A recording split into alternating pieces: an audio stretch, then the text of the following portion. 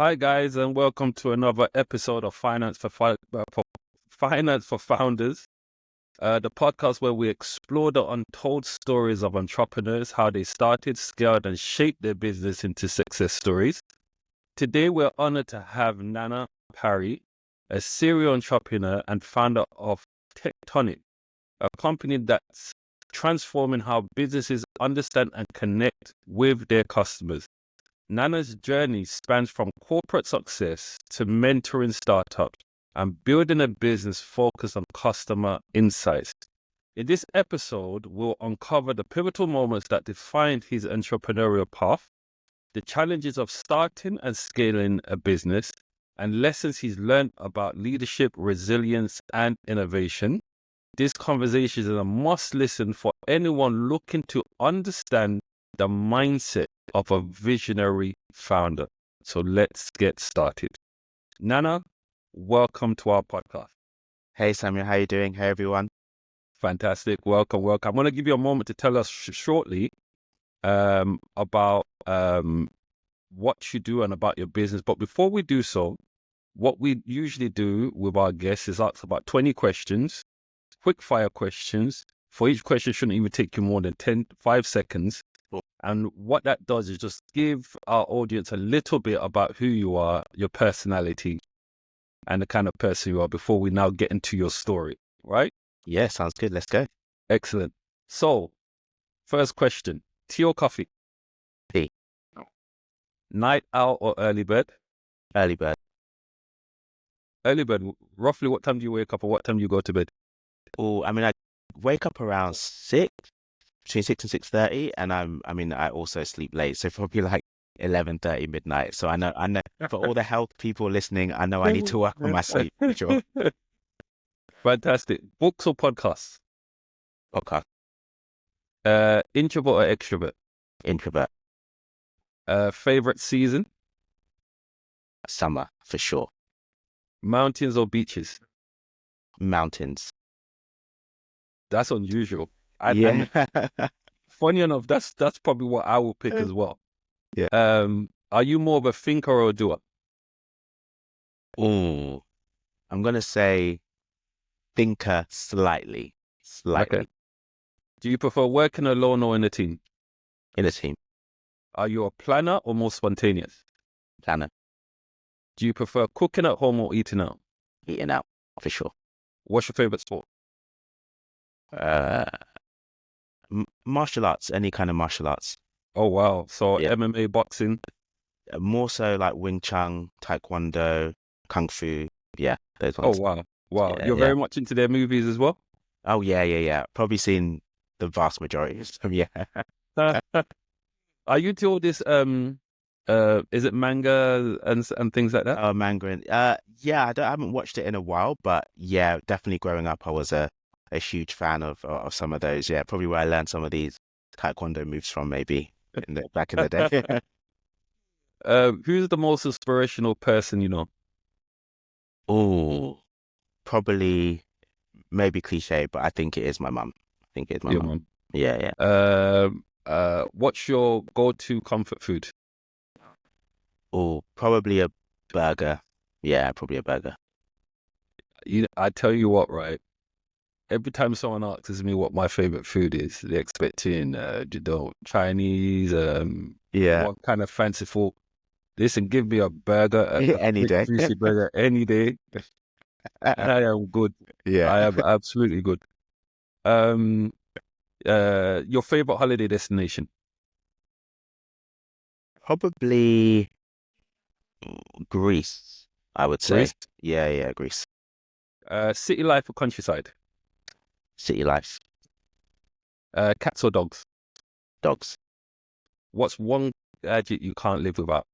One gadget. Yep. Oh, I don't even have that. Probably a laptop, I guess. Right. Yeah, I don't have many gadgets, but yeah, probably laptop. Do you prefer movies or TV shows? Movies. Favorite movie? The Matrix. I actually have a little one in the background here of the Matrix. Yeah. Fantastic. What's your favorite genre of music? Right now, it's called Bally Funk. It's like Brazilian type funk music, but it changes every 3 to 6 months. It changes, but right now, Bally Funk. I want to search it out. Never heard of it. Yeah, it's good. And are you more of a morning workout person or evening workout person?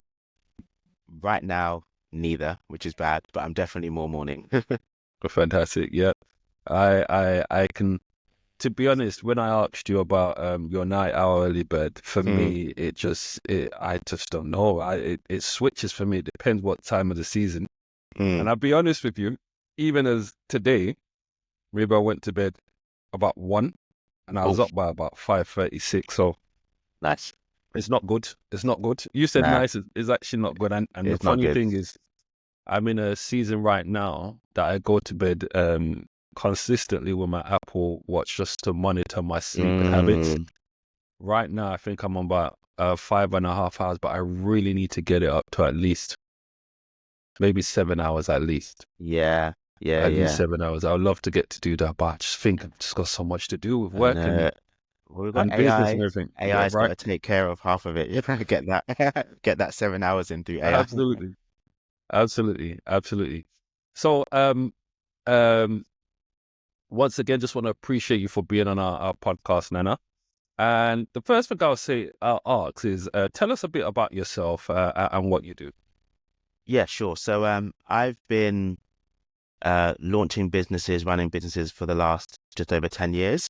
Some spectacular failures, a few successes, but ultimately, what I love to do is identify problems, find solutions to those problems, find a way to commercialize them and find customers that really need them, and do so in areas that I'm really passionate about, and just do things that are really difficult. For some reason, I just like challenges, and one of the most difficult things I've done, I'd say, in my career is start a business and continue it. So, and scale it. So, yeah, that's what I do. I'm a business owner. I've done service businesses, product businesses, tech businesses, um, and learned a lot along the way, and want to continue doing that for the rest of my life. Fantastic. What's your experiences with the types of services you provide? You said service, product, Yes. businesses. What are the pros and cons of each from your experience? Well, so I personally think service businesses, in terms of selling a skill set or a packaged skill set, um, one of the benefits of that is you can actually get to quite a decent level financially through network. So finding ways to connect with people, show them your value and your experience, and get them to purchase something that provides value to them. I think services businesses are a great way to start. Um, I also think that in terms of finding ways to productize in a way where you're not doing bespoke things all the time, but you can actually package things in a way so it can scale, um, is a huge benefit. I think one of the negatives is a lack of predictability, with a lot of services businesses, especially from like a cash flow perspective. If you're not productized in the right way, that's definitely one of the negatives. And also, I'd say there's a lot of competition in services Yeah, businesses, depending on the type of business that you're offering, a solution you're offering. In terms of product related businesses, so my experience in service has been kind of consultancy, user research, market research. In terms of products, I've sold, board games, things like that, created things, put them on Amazon, with some friends. I'd say the negatives are that the margins can be very, very tight. So you kind of need to really get things right to create a repeatable model. yeah, But one of the benefits is you create it once, more often than not, and you can resell it over and over again. And things like reviews from a product-based standpoint are very, very powerful. They can really power the rest of your sales. So yeah, lots of pros and cons for both, but yeah, that's my view on the positives and negatives of each. fantastic. You held senior roles in the likes of Fujitsu, hmm Rackspace. How did these experiences shape your entrepreneurial aspiration? Yeah, so it's interesting. I mean, I, went to uni, did 4 years in business, thought, wasn't really sure what I wanted to do. So I ended up in project management, in like tech project management. But I knew I wanted an oversight of things. And when I started to enter a lot of these organizations, which were great experience for me to understand how large organizations worked. One of the key things that shaped me was in some of these companies that I've worked for, when you're trying to do something innovative or new or disruptive, even if you have the the remit to do so, it can be very, very difficult to do. So a good example is in one of the companies I worked for, they were trying to sell a particular product to a big corporate for like 10 million, 10 million one-off cost. I then became responsible for that department, and my view was it's a piece of software, let them try it for 3 months, 6 months, see if they get any value from it, then charge them £100,000 a month for the license. I was shut down pretty quickly trying to do that model because it was against the normal model of what they experienced. And one of the things that shaped me was if I wanted to have the freedom to be able to do certain things, there are definitely limits, which I understand to an extent in a big corporate. There's lots of rules and things like that. But one of the things that shaped my entrepreneurial career was recognizing that if I wanted to do something impactful without some of the barriers that might exist, I had to do it outside a corporate entity. But also what in some of the organizations that really shaped me was learning how you manage like multi-million-dollar budgets. How do you make sure that you have a cash flow model and you have a profit and loss and you're reporting up to people and you're presenting to senior management. And when I go outside, when I've been raising investment, for example, in my entrepreneurial journey, I didn't realize it, but those things really shaped me in being able to shortcut some of the challenges in being able to do things like raise money and things like that. So yeah, lots of things, but I would put it down to those things in particular. Excellent. And you mentioned being a project manager. I'm sure you earned a decent amount. What motivated you to leave the corporate world and embark on your own venture, especially early on, which usually is the case? It's not so rewarding.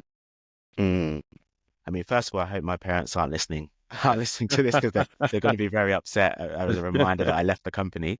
But I mean, the main reason I left, well, there's been a few reasons, but the main reason was I recognized quite early on when I was looking at senior leadership in a lot of these companies. I did have big ambition in these companies to thrive. When I was looking at senior leadership, a lot of the time I was thinking, okay, I didn't have much to compare myself to from an optics standpoint, but also from an experience standpoint.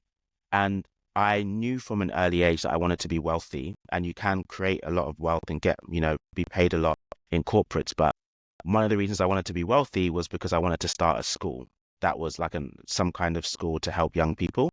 And I started to realize the amount of money that might be required to do that in a time frame which was acceptable to me. So as I started to learn more about entrepreneurship and people, starting things, selling businesses, raising lots of money, I started to think, okay, well, in my naivety, maybe it was easier than I thought, but the reason I left was because I wanted to try and build an asset that has value in the market that can be sold so that I can use that funding to help my family, help my friends, but also pursue my goal at the time in particular to create a school.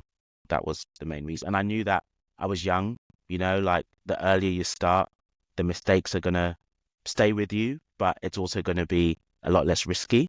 So I was like, what's the worst that can happen? I'm fortunate enough that I have a loving family, that I'd probably have a roof over my head. So I felt providing I had that and water and bread, I'll probably be fine. So let's go, and let the learning and the teaching be my guide. Absolutely. And what I find as well, especially with young entrepreneurs, is that the best time to take risk is when you're young. The reality is that during those seasons of your life, you have the least to lose out on. And so this is where I really encourage people that are pretty young, take the risk. What's the worst that can happen? You've got nothing to lose, right? And for those that are more mature, maybe have their own family, take the leap. Yeah. Take the leap is a bigger risk, but with bigger risks and bigger rewards. Honestly. I agree. Yeah, absolutely. It's something I encourage. You never know until when you do it. Yep. But one thing you do know is that when you stay where you are, this is where you would remain. And if you're not comfortable with it, you might as well do something about it. Yeah. Agreed. Absolutely. So, Tectonic was hmm founded after a chance encounter in an airport. Can hmm you share a little bit more about that story and what led to the creation of the company? Yeah, sure. So prior to Tectonic, I had a startup called Dubzu, which was a music startup. I'd raised, I think, just under £300,000 for it from angel investors, and it wasn't going well. Basically, I'd given away too much equity, didn't have enough customers, and I knew that for us to be able to continue that business, I needed to find another way to bring income in so that I could, continue that, um, to that business. And, separate story about I should have shut that business down a long time ago. But I ended up going to Morocco to see a friend, and I ended up for some reason, they took my passport and just said, passport control, put me in a room with one other person, and I was there for a long time, many hours. I didn't really know what was going on. Ended up speaking to the person that was in the airport in that room with me about what we do, just becoming acquainted with each other. And at the time, he was like, "This is taking too long. Let me call my friend." He called his friend, who managed to find a way to get us both out of the airport. Just give me within 15 minutes of that call, got the passport, was heading out. That relationship continued with the person that I met in the airport, and basically ended up introducing me to someone who wanted services like user research and application build services, which I had some experience in. And actually, rather than starting this company from scratch, we built this company around this first customer. So we got revenue straight in, and were able to use that money to start to onboard new customers and scale. So it was that one meeting by chance where I was able to connect with someone on a human level through frustration, but also through ambition, connected me to someone who then ended up being our main customer, and grew from there. What was the business model of Tectonic? How did it work? We mentioned it was customer research. What Mm, was the model and why is it valuable mm, in with customers and why does this uh, industry even exist to provide values for these mm. customers? Yeah, sure. So, I mean, in terms of Tectonic, prior to it being called Tectonic, it was called something else because we were also building apps. And the key differentiator was there are a lot of companies that build apps and products, especially at the time, but most of them didn't care about the commercial viability of what you were creating. Most were like, we'll build what you want. So we were thinking, how could we differentiate in the market? And ultimately, we said we would actually understand the true needs of the people that you're trying to sell to and let that be the guide of the scope of your product and what you're building and your pricing model and things like that. And that was our model. You basically paid us a fee. We did the research. And then because we understood what we wanted to build, we were then able to provide you another fixed fee to determine what the scope of your build would be in comparison to other companies that would just say, yeah, it's £4,000 a month or £10,000 a month until we do it. And people like that model. In terms of its usefulness, so people tend to not always be clear about why they do things. So there's behavioral science around how do you understand what people say and what they mean. So if I say to you, would you like this product that lets you sleep 8 hours a day, 8 hours a night, you take one pill and then you're knocked out and you feel refreshed, etc., etc. You might say, yes, sure, 100%, I'm happy to do that. But ultimately, if you don't understand you as a person, your behaviors, what drives you, your values and things like that. And from a business context, how you make decisions, it's going to be very difficult to feel like you are giving reliable information and acting on that reliable information. So the whole user research, getting customer insights world, market research world is about helping you reduce the risk of developing a product, launching an initiative that's just unlikely to work because you're guessing what your customers' needs are. And Yeah. lots of companies, lots of people do that, and they don't even realize they're doing it a lot of the time. Yeah. Yeah. Who's your target audience then? Is it private equities and their portfolio of companies, or do you go directly to companies? So it varies. So with Tectonic, and we've got, a different product that's upcoming, which maybe we'll talk about later. But with Tectonic, it's been a varied set of customers. Actually, it's been a lot of small to medium-sized businesses, a lot of startups, because the thing about startups is they need to really figure out who their customers are as quickly as possible before they run out of money. So there've been a lot of startups in that sense, but also a lot of social enterprises and charities, because their existence is to help organizations, to help people benefit from their services, their charitable services. So sometimes they have to measure their impact. So how are they actually impacting the people that they're trying to serve? So we've worked with the likes of, the Good Things Foundation, great organization, Be the Business, Samaritans, lots of great companies trying to help people in different ways. So it's been a mix, and a lot of it has been through referral. It's been through contacts, network. Sometimes we'll get a message on the website, can we help? But yeah, it's been through lots of various types of customers. I love that. Starting Tectonic, what would you say was the primary obstacles you faced in the early stages, and how did you overcome it? So this is when setting up and creating Tectonic. What were the major challenges? And there's something that you mentioned before. You said that with Tectonic and a previous company that you had investors, but the company didn't go well, and they ended up closing down the company, right? You said you raised about 300,000.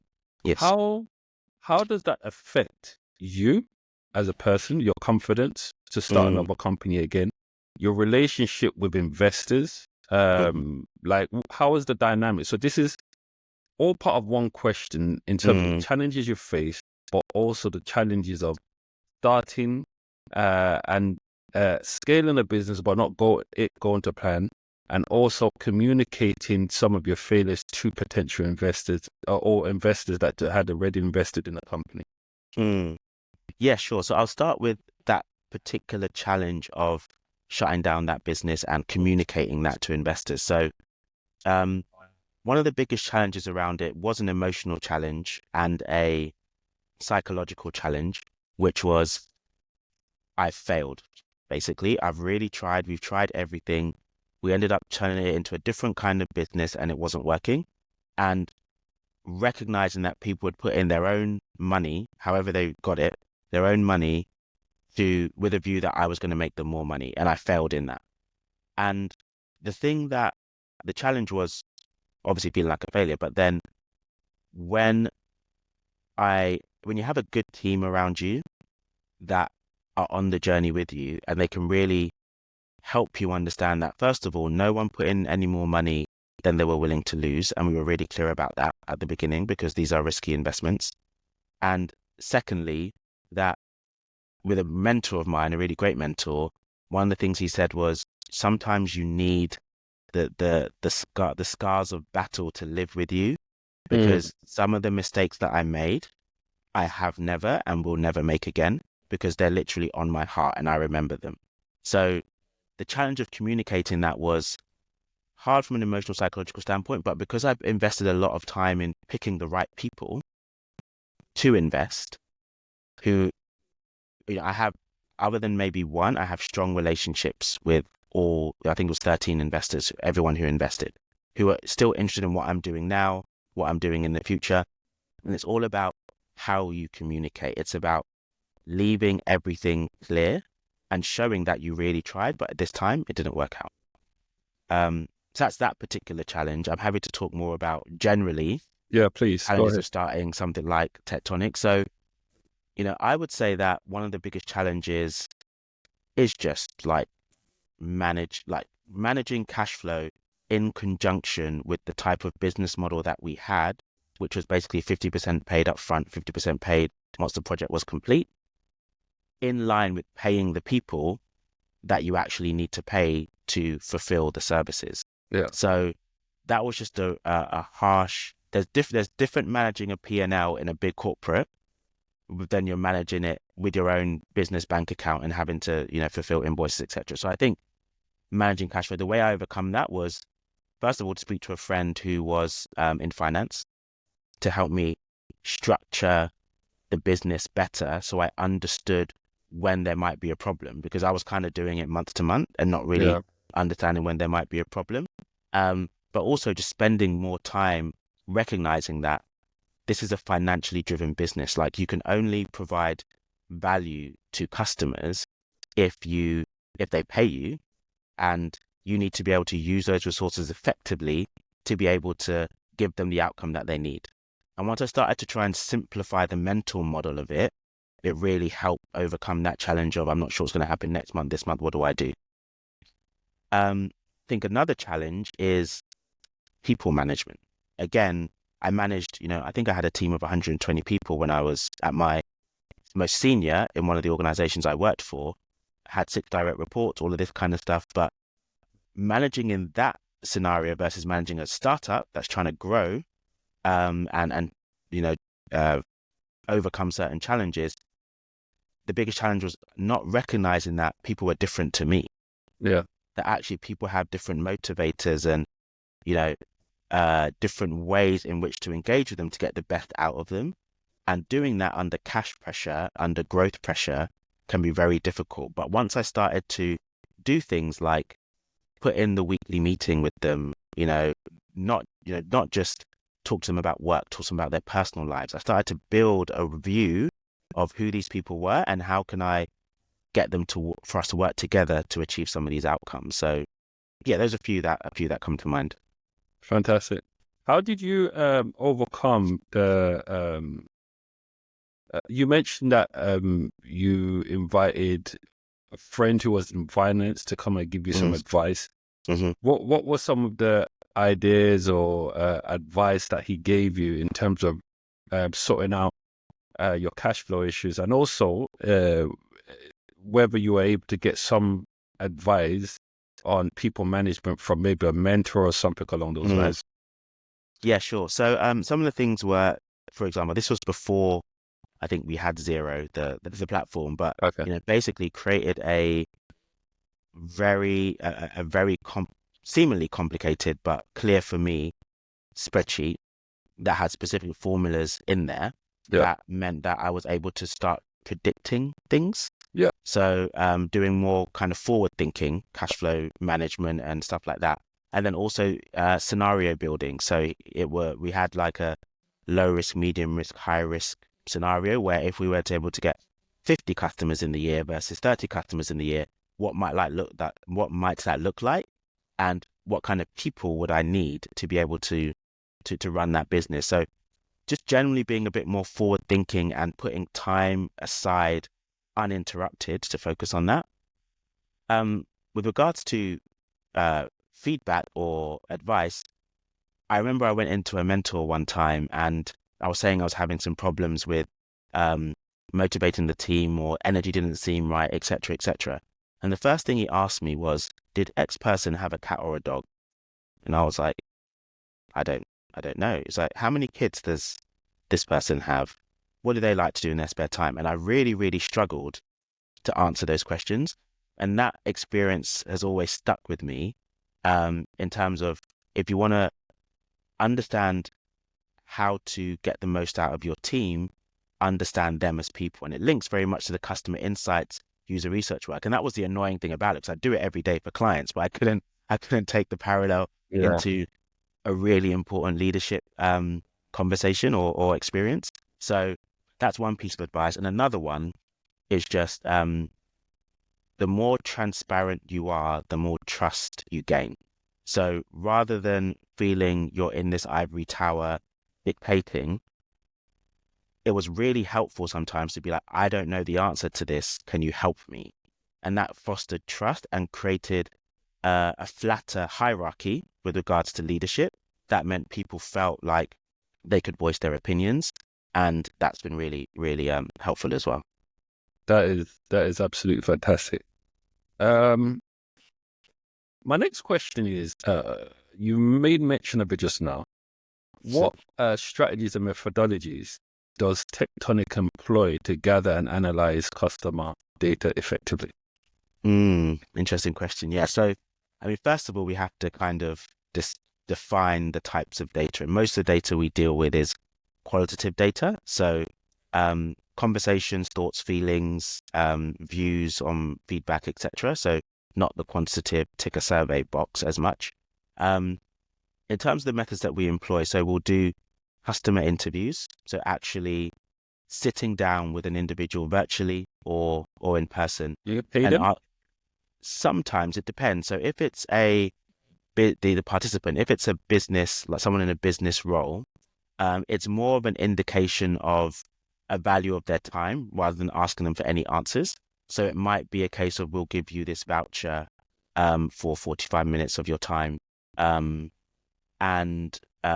we do that, as I mentioned, to show that we value their time. Sometimes we won't pay people at all. We'll just ask for volunteers and use that as a mechanism to see how much do people care about giving feedback or getting understanding in this space. We don't do as many things like focus groups as much. We have quite a strong view on focus groups, which is there's a lot of bias. Unless you're a very, very, very good moderator, the loudest person in the room normally wins, and they can very easily influence other people's thoughts without knowing. So we encourage more one-to-one conversations, but also we have this tool, which is a separate entity called Cluso, which is a voice survey platform, which basically means you can, rather than have to sit down with someone, you can voice note your response, and the data, the tool analyzes the data for you, uses AI to analyze the data. It can be done in multiple languages, all to make it as easy as possible for people to give feedback and insight. But predominantly, we use those kind of methods and use tools like Descript for transcriptions, and some of our own proprietary tools that we've created and framework to help speed up our analysis as well. You said Descript for transcriptions? It's called Descript. Yes, I'm aware. Also, just to transcribe people's responses. Yeah. So to try, but also exactly, to transcribe. And sometimes we use them for audio snippets as well. Because sometimes when you play that to a client, we've noticed it's so much more powerful hearing the voice of the customer than just reading a report. Sometimes we'll use it for that as well. Hence, kind of where Cluso came from. Fantastic. Now, you've mentioned Tectonic, and there's like a spin-off company called Cluso. And in the rise of AI, and we're now looking in the future, how do you think AI? So you basically continue in the business, but you're now adding an AI element to it with Cluso. My question to you is, if you had not, what would have been the detrimental impact on your business? And now that you are, how bright does the future look like for Cluso? I mean, there's so much to talk about with AI, so I'll try and condense it. But there was definitely a point in time where we felt that we needed to understand this technology. It's like when the internet came out. It's not like NFTs or crypto. They're their own thing and they're powerful in their own. You can have a perspective in your own way, but this felt different. So in terms of the application of it, so for example, right now there are about 7 billion WhatsApp voice notes that are sent every day. If you think about that in terms of scale of data, that is insane. That's insane.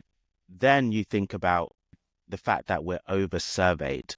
Like, how many times have you got an email or something saying, please survey me, please do this, do that? And people in our modern day don't really have the time as much as they used to sit down. I got a survey through the post of 66 questions, paper version. And I was like, it was quite an interesting topic, but when am I going to do this with my responsibilities and et cetera, et cetera? And also young people, people, let's say under 30, they tend to talk to their tech more than they answer the phone or anything like that. So when you take into account this and then you add on top these large language models that can analyze significant amounts of qualitative data in seconds and accurately, it creates a fantastic opportunity, at least in this space, for us to be able to understand the real thoughts, real feelings of the public around products and services. But also, we do have to be careful because AI still hallucinates at the moment. So we're not in a place yet where you can completely rely on these things. And that's why there are companies that use synthetic data, basically create made up people to kind of answer these surveys and stuff. We don't believe we're there. We still believe that getting real insights from real people is the key, and using AI as a tool to leverage, speed up, improve accuracy is where the future is, at least in the insight space. So we're very excited about what could happen there. Here's a question. I'm just gonna just a caveat here. Mhm. A lot of the success of Clusa and Tectonic is around that human touch. Mm-hmm. You know where this is going, right? I think so. What impact do you think that introducing AI, because there's pros and cons, could now have on that human touch that really gives true insight to some of the companies you're serving? Mm-hmm. Yeah, so I think there's a few things there. So we don't believe that these kind of tools, like a voice survey tool, for example, should replace in-person one-on-one interactions at all. We don't believe that. One of the reasons we don't believe that is because it's not that the technology couldn't do it eventually, it probably could, but ultimately we're social beings and we're social animals and we need connection. Yeah. And so much value is created in human connection. But one of the things that we do believe is that if you are in a situation where you really want to speak to loads of people or get insights from people, but you really struggle to either find them, to get the time, for them to have the time to give you something, maybe it's a starting point to get some information to encourage, okay, so what should that one-on-one conversation be about? Where should we focus our time and energy? But one thing I would also say is what technology has done now, which it hasn't been able to do in the past, is actually analyze the voice. So before it was, you could be speaking to someone and you have to infer based on their tone, intonation, etc., what they mean. Now, in some models, over 90% of the time, it can be accurate in terms of what they say versus what they mean based on their actual voice. So I think that's an interesting differentiator in terms of accuracy of data. But again, back to your original question, they say that some people, in comparison to maybe when I was growing up with technology, it's more difficult for people to feel like they can have a conversation with a stranger. Yeah. And especially younger people. And we think that we need to ensure that those relationships and those ways of interacting remain, because that is what being human is about. And that's why we always want to focus on real people giving the insights. I love that. You've mentioned there's two questions I want to ask you. We're now talking about building a team and financing and funding as well. I'm going to get to the funding part. But really, how did you assemble your team at Tectonic and Cluso? And what qualities do you prioritize when bringing in new members on board? Oh, that's a good question. I'll probably answer with the second one first. So in terms of, I don't actually look at CVs. When I actually decided at one point to stop looking at CVs. Oh, wow. And what I found was if you from an intention perspective, you were really clear on what you're good at, what you're not good at, and what you want to learn. Are you open to actually learning? Are you open to constructive criticism? Are you open to going through difficult moments to strengthen? And do you feel like you have something to bring to the table? And you also have clear expectations of me as a leader. I found that focusing on those types of questions, I managed to build teams that have always been stronger than the ones where I've looked at their CV and looked at their past experience. more often than not, if I've had to let someone go, it's normally someone that has a traditional background, that has the skill set versus the learning and desire and hunger part. So I always look for that in people. And to this point, I work with my brother who is he built Cluso, the platform. He failed computer science at university. If you think about those two things, it doesn't make sense. Now he uses visual programming tools to build incredible things. Wow. When I think about Joshua, other co-founder, he was a music producer. The things that you have to, the creative thinking that goes into creating music, the transferable skills there aren't obvious, but when Joshua leads all our insights work. So in terms of that, that's what I look for. I look for soft things. I don't look for, the traditionally harder skill sets. In terms of how you build the team, first of all, I've always been a curious person and curious about different cultures specifically. So, I've read lots of different religious books out of interest. I've, lived in Denmark with 3 Spanish people and an Italian person, and then, learned about why Catalans feel that Barcelona should be independent and all of these things. I just end up having a very broad network. And as a result, talent is much easier to come by because you just meet loads of people from loads of different backgrounds. And that natural curiosity has helped. So whenever I'm thinking, I need this type of person, I'm either able to identify someone who I think could be right for it, or I'm able to ask people, do they know someone that might be interested in X, Y, Z? And if either of those fail, if I do put an ad out or something like that, I'm able to assess, based on having spoken to so many people from so many different backgrounds, whether we might be a fit for each other. So I always think about fit. I always think about how if we're willing to go through the difficult things together and be transparent in that all the way through. Fantastic. And in terms of your leadership style, how has that evolved from your corporate roles to leading your own company? As in, one of the things you just mentioned just now, I'm sure whilst you're in the corporate world, you had no choice but to look at CV because HR would ultimately call on you to go through a list of CVs. So I guess that's one way. But beyond that, how have you changed your leadership style? I mean, first of all, it's very, very flat. So I'd say in the corporate, almost by structure, it's extremely hierarchical. Even if you don't want it to be, there's only so much you can do. And what I'd find is that in corporate, it sounds strange, but if you're in a senior leadership position, the people can take the words that you say and assume specific meaning from it, having not known you, ever spoken to you, etc. And when you have a bigger team, what I've changed or adapted for in a small company is focusing more on my authority is really only on decisions that we can't come to together. So if for any reason everyone gives their opinion, it's really not clear on critical decisions, strategic decisions, then it's okay, we'll go in this direction. Other than that, everyone has responsibility for their areas. I need to be better at it, but try and delegate more responsibility and ownership to different people within the team.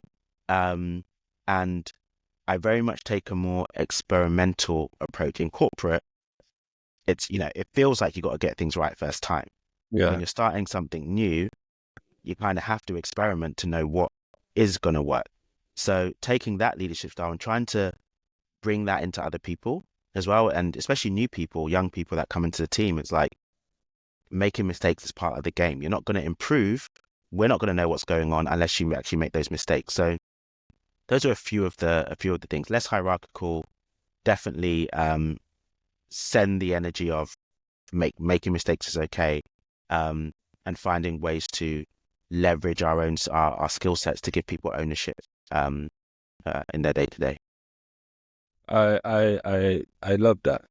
And one of the things I was gonna say to you is you wrote an article Okay, it's bringing been a order to chaos. Is that correct? oh, yes, a while ago, but yeah. Fantastic. And in there, you discussed leading through uncertain times. Mm. What key lessons have you learned about leadership during the pandemic? So you wrote this Oh, during the pandemic. Now, the reason I asked you this question, yeah. your company was very much service related. So before, Correct. now you're going through tech. Correct. And with tech, there's a lot of uncertainty, lots of iteration, lots of changes. Mm-hmm. What lessons from that article could you now apply in your role in Cluthor? It's a really good question. Um, I mean, I love bringing order to chaos and starting businesses and keeping them going and scaling them is so much chaos. Um, I'd say the first thing is recognizing that it's a natural course is Mm-hmm. a big lesson. As in, if things get chaotic, come out of left field, it doesn't necessarily mean you're doing something wrong. I do believe when you have big ambitions and you're trying to start something in that space, especially with tech, like you said, where there's uncertainty, it is the natural order of things, and it's better to embrace it than fight it. If you're going to fight it, fight it through solutions, not through trying to stop it happening at all, Yeah. because then you don't end up actually progressing. Um, I'd say the second thing is kind of trying to use it to your advantage. So how can you take a situation which is uncertain and chaotic and use it to your advantage? A good example is I know someone who is very senior in an advertising company that deals in AI and the workforce and how it impacts the workforce. Using the fact that I'm going through chaos in this space, it's a great way to start a conversation with someone that A, you can potentially create a new relationship with, or B, solidify a relationship, or even C, find a new opportunity, because you're recognizing the chaos, but you're trying to leverage it to do something better, establish new connections, find new ways to sell the product, all of these kind of things. And then finally, with COVID in particular, obviously it's a hopefully, touch wood, it's a once in a however many 100 or so years situation.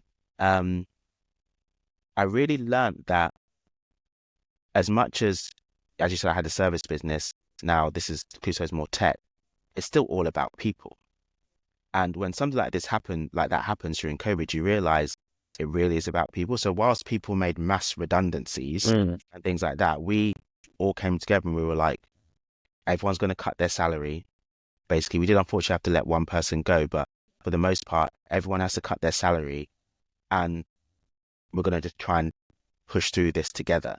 And again, that chaos actually strengthened bonds as well in the team, and meant we were able to get through. And we actually raised our investment just a few months before COVID hit, and managing that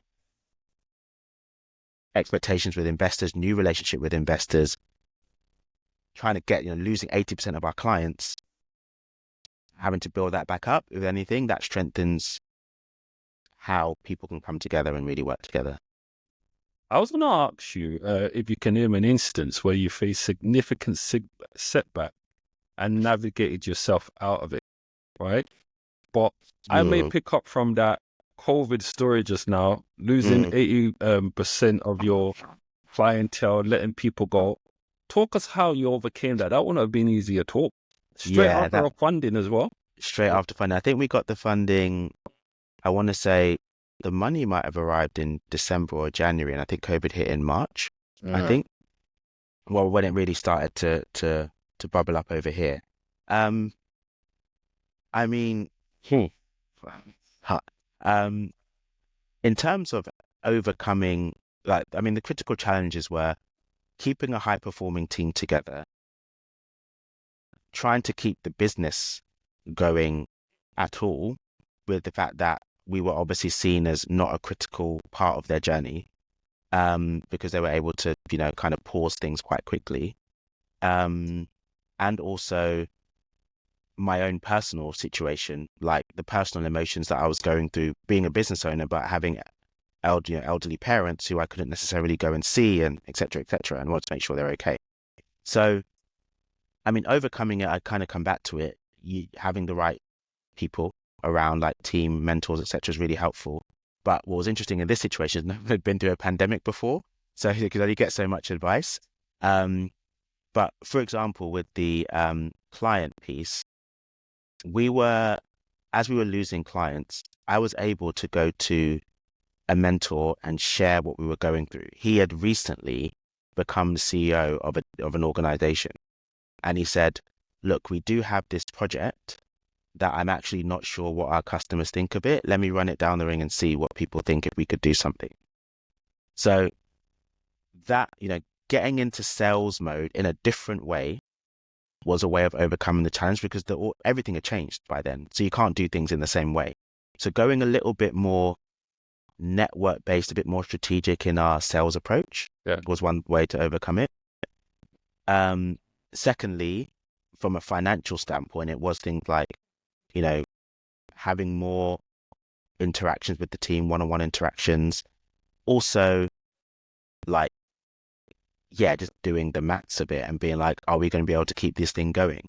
But definitely, I would say one thing I probably haven't mentioned is I was quite fortunate that I read a lot about Stoicism. I did martial arts. I was able in quite a strong way to control what I could control and not focus too much on what I couldn't, and use that as a way to be resilient through. And also, to do this stuff, you kind of need to be crazy. So I had to believe that we were going to come through it. And I do believe there's so much in, whether you're right or wrong, believing you're right. Yeah. And pushing through. I really, really love what you said, and loved the mindset that you have. I think that the mindset is really, really important. I think when something like that happens, you've just received funding, you let people go, you leave. There's a tendency to almost close up, get into a fetus-like shape, and kind of hide. But really admire, because I mean, I'm somebody who has a business, and just knowing some of the challenges. Honestly, there's times where you do have difficult moments, you just almost want to hide. Yeah, Right? definitely. And what I find is that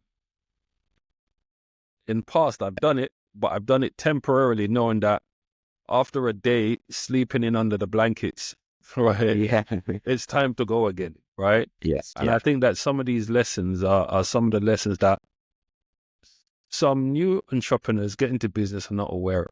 They want the shiny lights, the glitz and the glamour. And yes, we all aspire to get there, but to get there, there's usually a journey. And sometimes these conversations are not had, the difficulties that you get through in order to get to that place. Which now takes me on to my next question. Now, you've mentioned you've mentored startups and lectured at institutions like Imperial College and UCL, right? How has mentoring influenced your perspective on entrepreneurship? That's a good question. So one of the great things about mentoring kind of new founders, new startups, is it's kind of understanding what problems people think are out there and how they plan to solve it. And I sometimes think I get more value from mentoring other people than they do from myself, because I get to learn about so many different things and what they do. Can I just interject something? Yeah, of course. I'll let you a little bit into myself. Now, this podcast, amongst other things, if it scales and becomes the next Diary of a CEO, fantastic.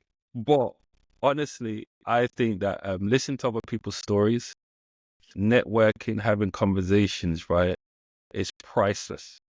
Definitely. And I feel that I learned so much by having these conversations. I think, in fact, earlier on today, I actually had a conversation with Giuseppe from Gusto, the snack. Oh, yeah. Lovely man. I mean, absolutely lovely man. had a good conversation, and there are dreaded stories in every single person's success. I am telling you, No doubt. there's a statement that I hear quite regularly. There's no star without a scar. Oh, that's good. I You like that. understand? I And like that.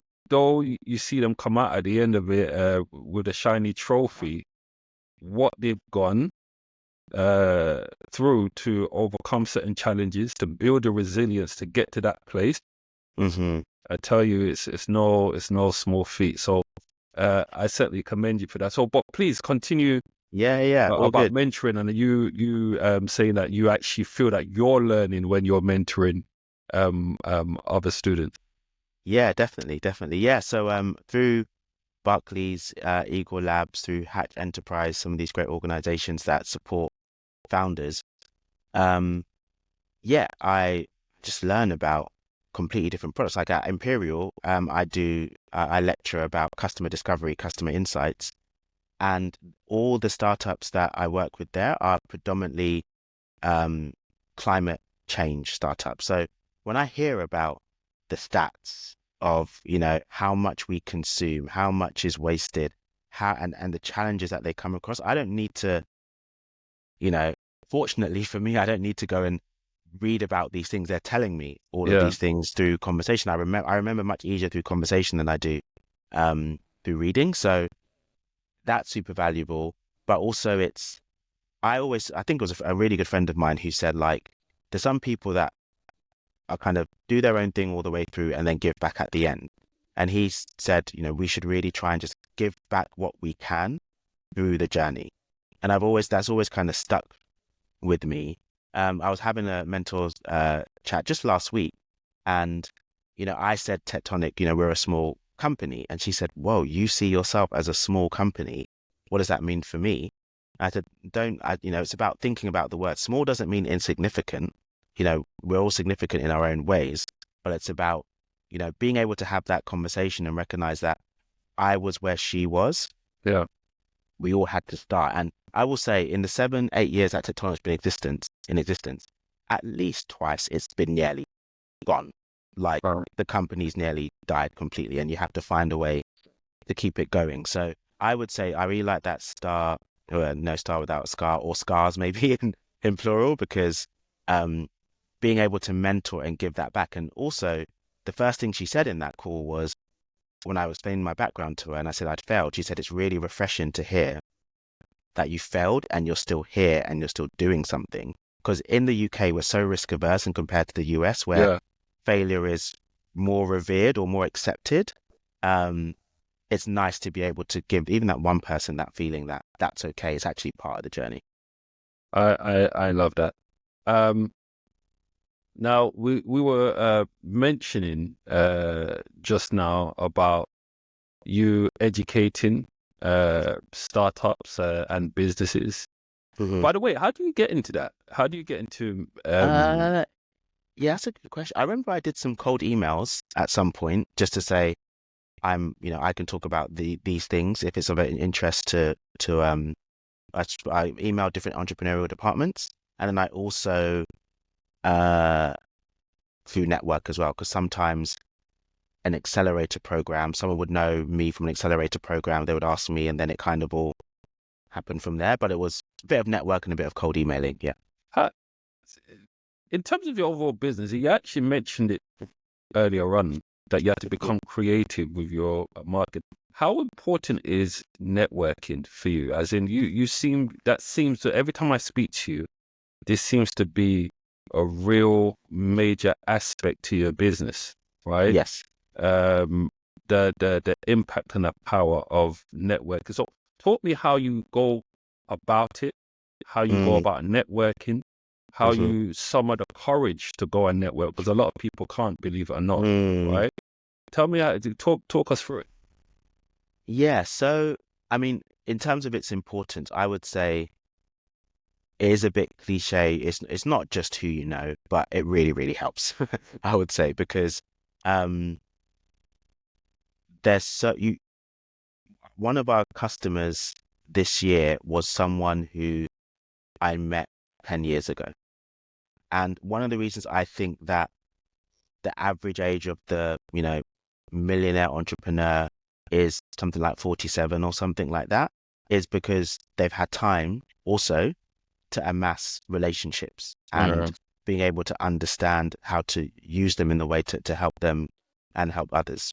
So that I actually, even though I say the word network, I don't go anywhere intentionally. I don't really go to networking events, to be honest. Yeah. I will go somewhere where I think there'll be interesting content, and I will just, because I'm maybe just fortunately naturally curious about people, I focus on trying to understand them and who they are. And in the back of my mind, I'm like, oh, is there a meeting of needs anywhere? So I even with sales, like most of my job is sales, but I never feel like I'm selling. I always feel like I'm trying to provide something that I think will meet a need if you have that need. So in my conversations, really just understanding people, and people are just very interesting, I think. And in terms of people that might be struggling to network, I feel like one of the barriers is the word. And what helped me is eliminating the word in terms of my day to day. I don't say like, oh, I need to make some time for networking. I call it connection. So like I'm going to make some time to connect with people, and it's either connecting with people from my past, connecting with people who could introduce me to other people. And it's just making time for it and recognizing that the worst thing that can happen is that they can ignore you. And if you've done enough cold emails in your life, you're very used to getting ignored. So it's most of a push through it, and it'll be okay. And you just don't know what value there is. I've just had so many great things happen because I made the effort to stay in touch with someone or connect with someone over a period of time. So I would encourage anyone, if the word networking doesn't help, find another word that suits you, but recognize we're people, and we could help each other. And I think the final thing I will say is, on that last point, is it should never be a one-sided thing. Whenever I'm having a conversation with someone, I'm thinking, what do I have that I could help them with? And what could they have that they could help me with? It's Yeah. never just take.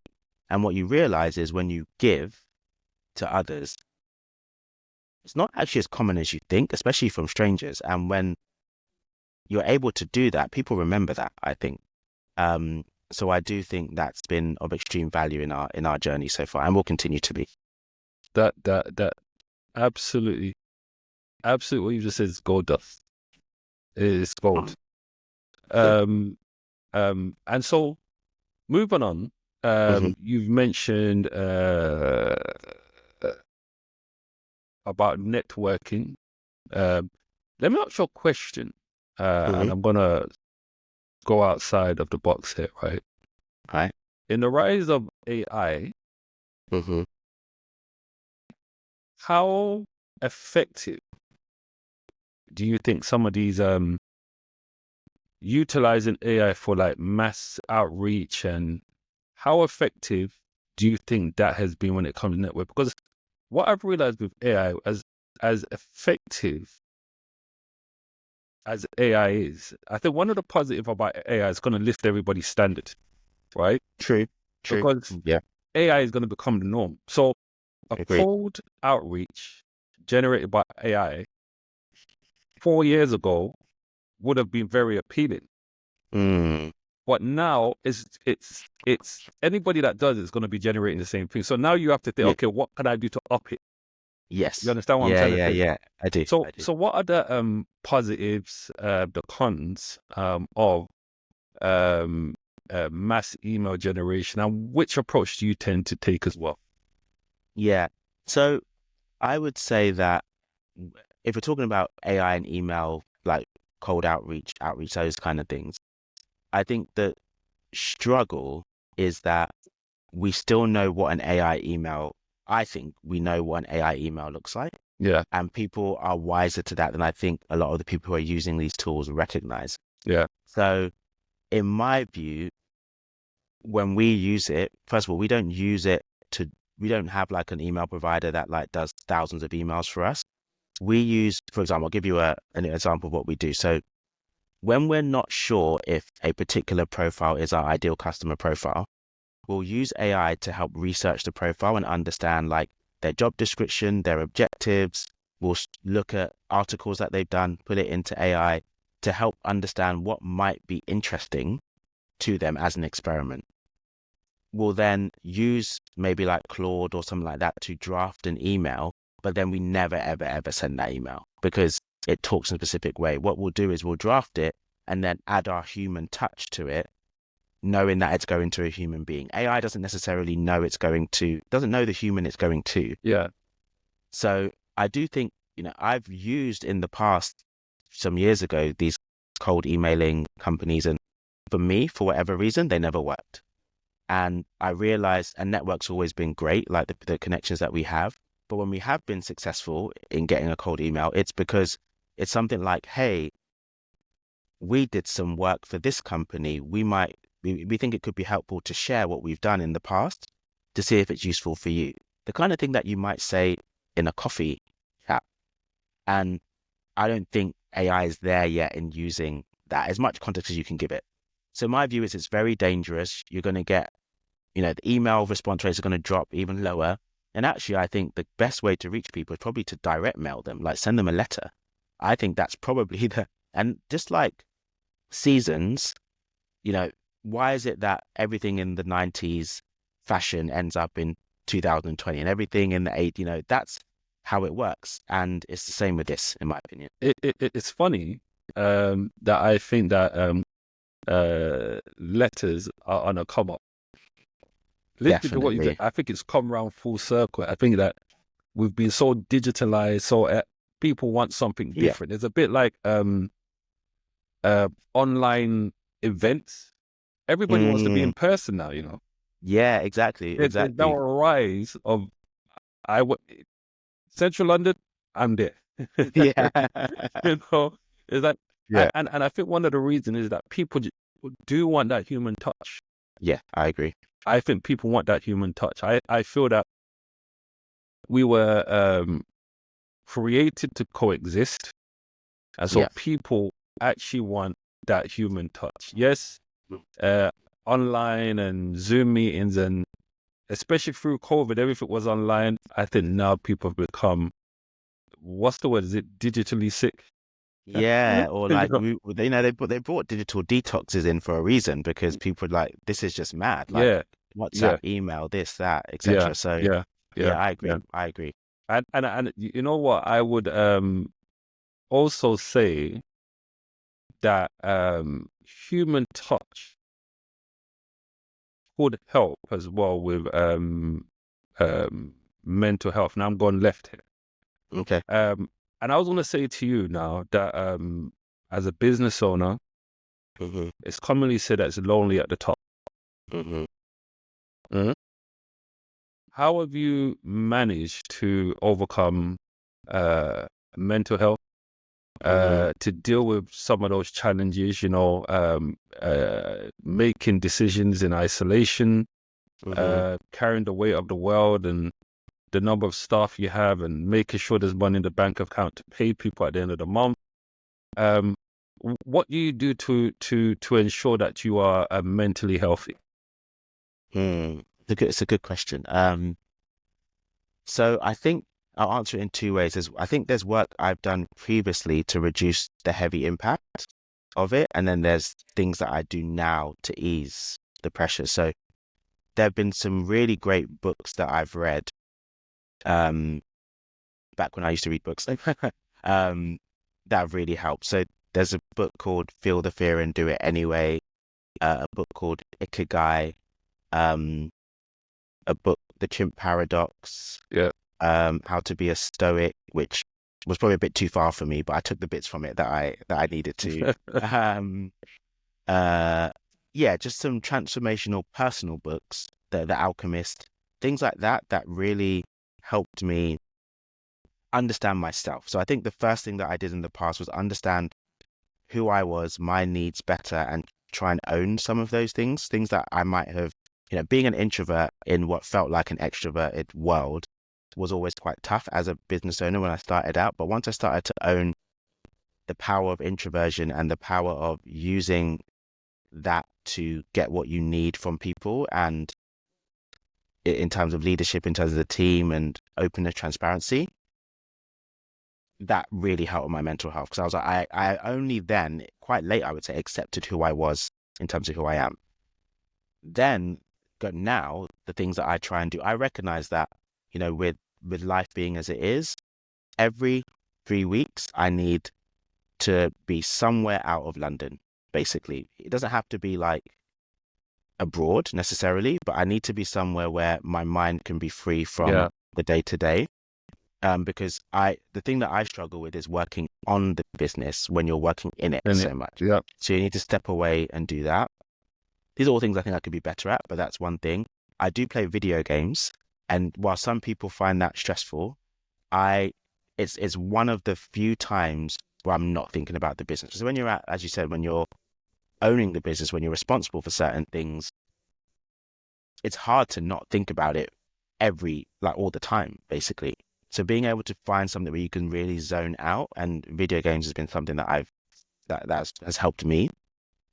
And also just like games, just any type of game where I can beat someone at something, I'm very happy to partake in. Yeah. As I am a competitive person. And also you just need like having good people around you. One thing I did do in the past, I cut out some negative people. I made a conscious decision to be like, I'm sorry, this is the end of our friendship, basically.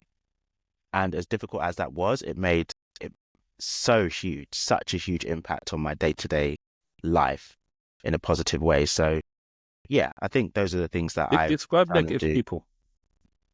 I think people who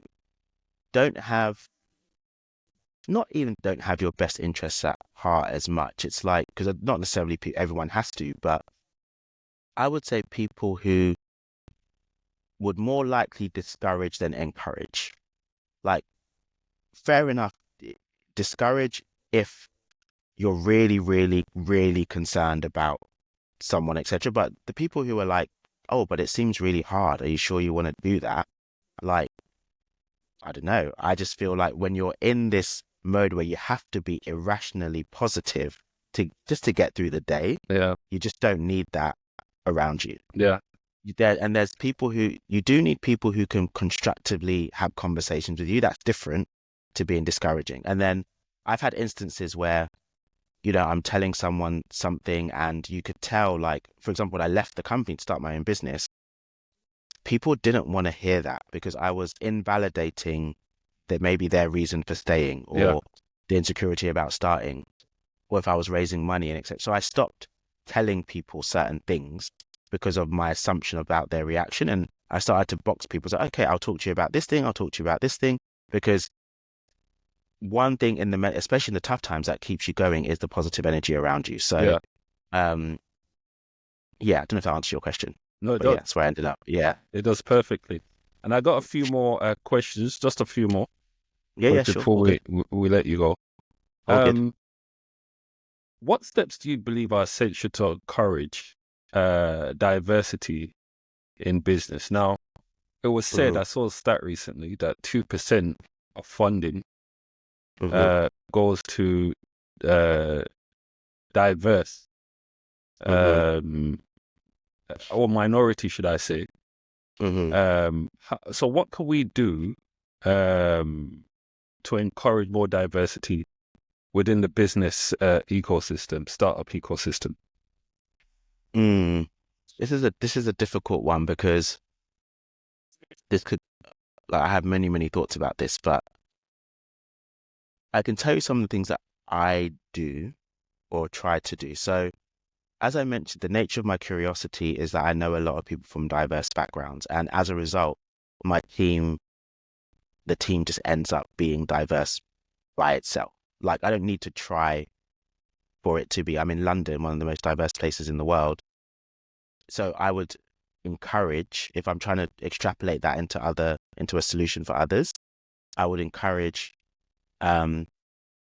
people to be naturally to be curious about what you can, how having diverse teams and people around you can improve the things that you do in your life. Because I just believe that it does naturally. Even people that I disagree with, they tend to somehow solidify a view of mine in some way. or, even if it's the opposite. The other thing is, and this might be a bit controversial, I don't know, but as much as some of these stats are useful to know, yeah, it can be difficult for some, I think a lot of people, to not feel like, all right, there's no hope, basically. So my view is find founders that have sold businesses, those from different backgrounds especially, but maybe those who are not but understand the value or could be spoken about the value, and don't look at where things aren't changing. Fine, like if you do the same thing, definition of madness, right? And the same thing's happening. People aren't getting funded more. It's been like this for many, many years. Yeah. So looking at what else we could do, maybe speaking to exited founders that have sold their company and getting them, to try something different with it. Yeah.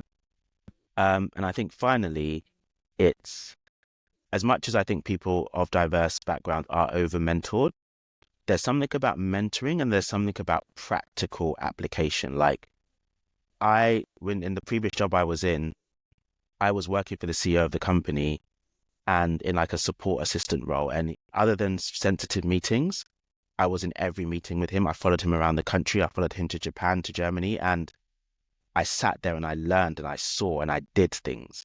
And a lot of people are taking advice from people that have never done things before, and they're using that as a way to move forwards.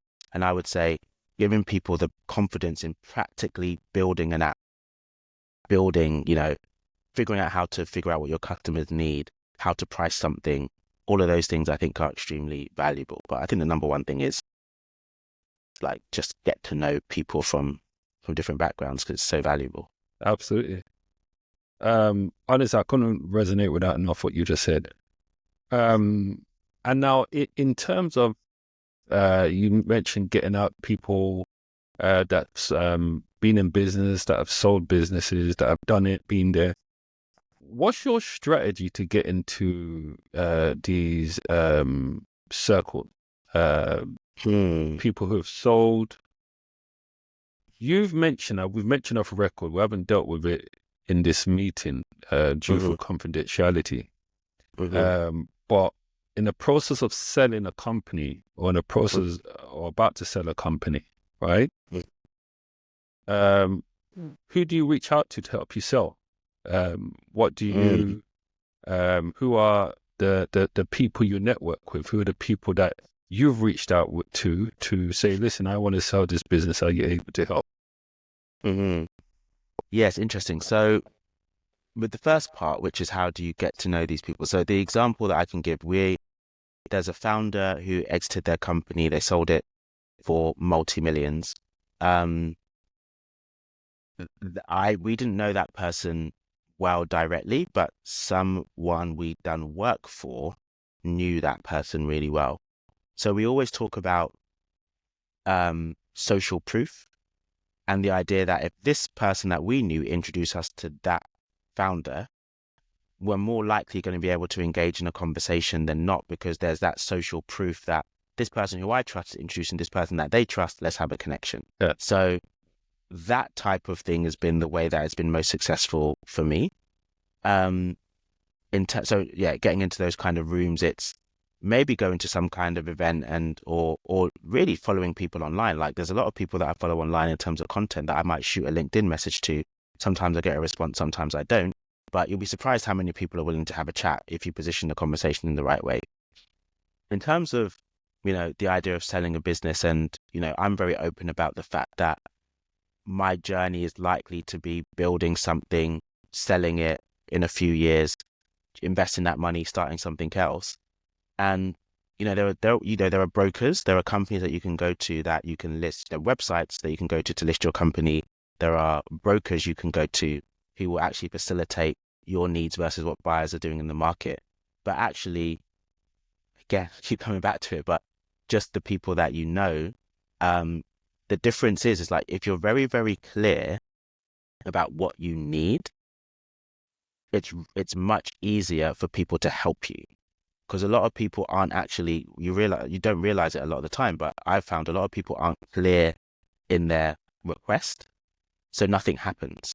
But if you're very, very clear in your request and you find a way to follow up, it can happen. And it's a game of chances. 90% of the time it won't work, but you only need it to work the 10% of the time.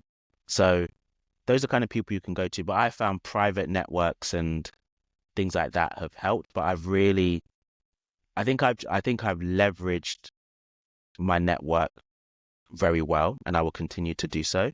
But I think most people undervalue and underutilize their network, and I think they should use it more. Fantastic. What is your focus, your current focus and future plans for Tectonic and Cluso? Yeah, so Tectonic as a consultancy remains. Cluso is as I mentioned, our voice survey platform.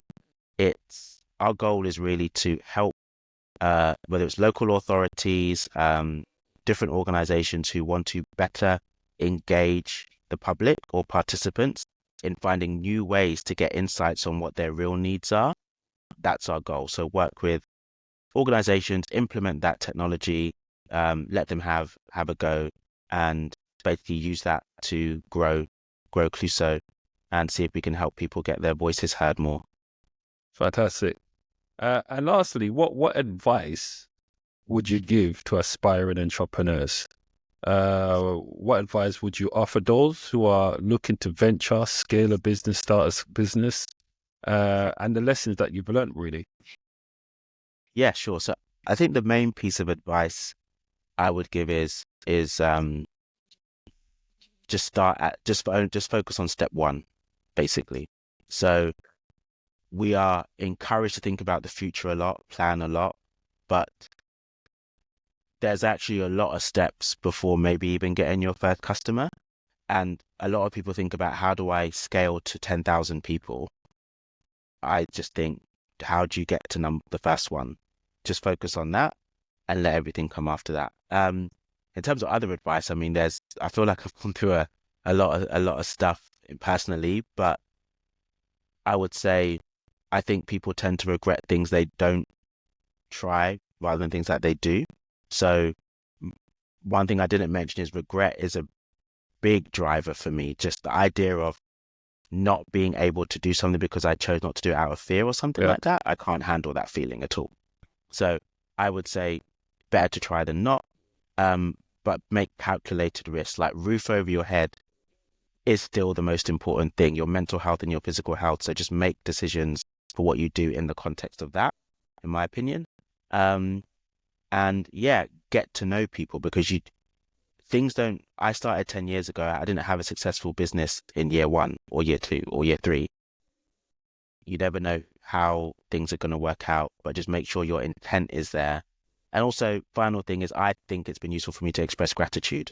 So I've been gratitude journaling more recently, and I personally just seen how useful and helpful that has been, to take some time out and just be grateful for the things that you have, not the things that you're trying to get, and not focus on that all the time. And that's been really useful as well. I love that. That is a fantastic way for us to sign off. Before we do, where can our audience find you, find out what you do, websites, Tectonic Cluso, please? Yeah, sure. Yeah, so the best thing is find me on LinkedIn. I'm best on LinkedIn under Nana Parry. Happy to connect with people, message people, speak to people on there, and can direct people in the right direction if they need anything further. But yeah, best is LinkedIn, and happy to connect with anyone. Fantastic. Really appreciate that. Guys, once again, thank you for joining us for another episode of Finance for Founders.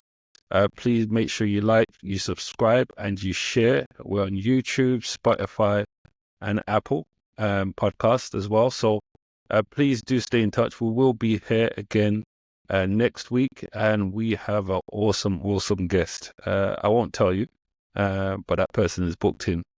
And so we look forward to seeing you all next week. Take care and have a blessed week.